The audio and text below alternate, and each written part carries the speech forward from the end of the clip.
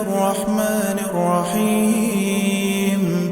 يا أيها النبي إذا طلقتم النساء فطلقوهن لعدتهن وأحصوا العدة واتقوا الله ربكم لا تخرجوهن من بيوتهن ولا يخرجن إلا أن يأتين بفاحشة مبينة وتلك حدود الله ومن يتعد حدود الله فقد ظلم نفسه لا تدري لعل الله يحدث بعد ذلك أمرا. فإذا بلغن أجلهن فأمسكوهن بمعروف أو فارقوهن بمعروف وأشهدوا ذوي عدل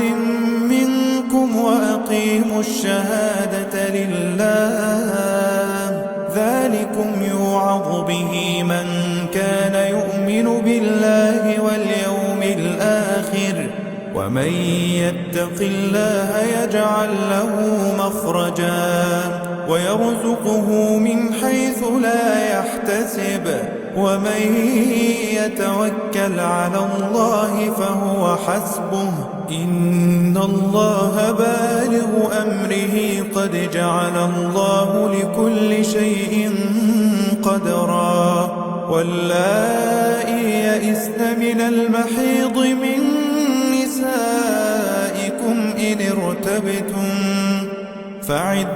فعدتهن 3 أشهر واللائي لم يحضن وأولاة الأحمال أجلهن أن يضعن حملهن ومن يتق الله يجعل له من أمره يسرا. ذلك أمر الله أنزله إليكم ومن يتق الله يكفر عنه سيئاته ويعظم له أجرا. أسكنوهن من حيث سكنتم من وجدكم ولا تضاروهن لتضيقوا عليهن وإن كن أولات حمل فأنفقوا عليهن حتى يضعن حملهن فإن أرضعن لكم فآتوهن أجورهن وأتمروا بينكم بمعروف وإن تعاسرتم فسترضع له أخرى.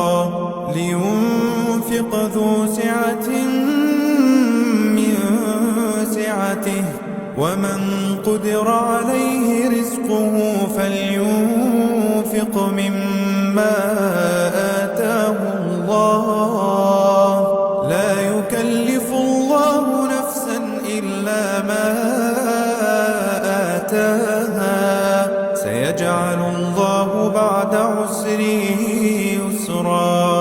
وكأين من قرية عتت عن أمر ربها ورسله فحاسبناها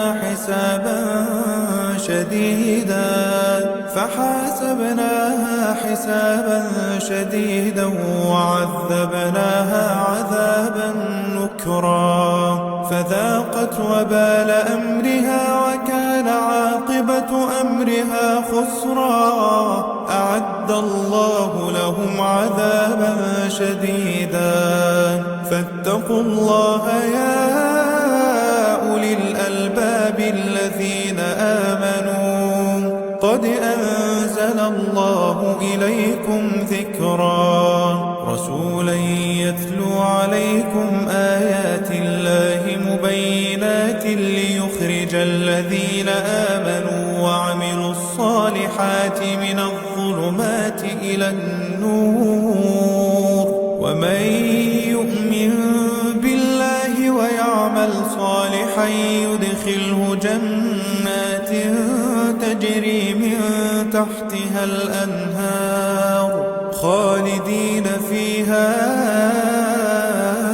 أبدا قد أحسن الله له رزقا الله الذي خلق 7 سماوات ومن الأرض مثلهم يتنزل الأمر بينهن لتعلموا أن الله على كل شيء قدير وأن الله قد أحاط بكل شيء علما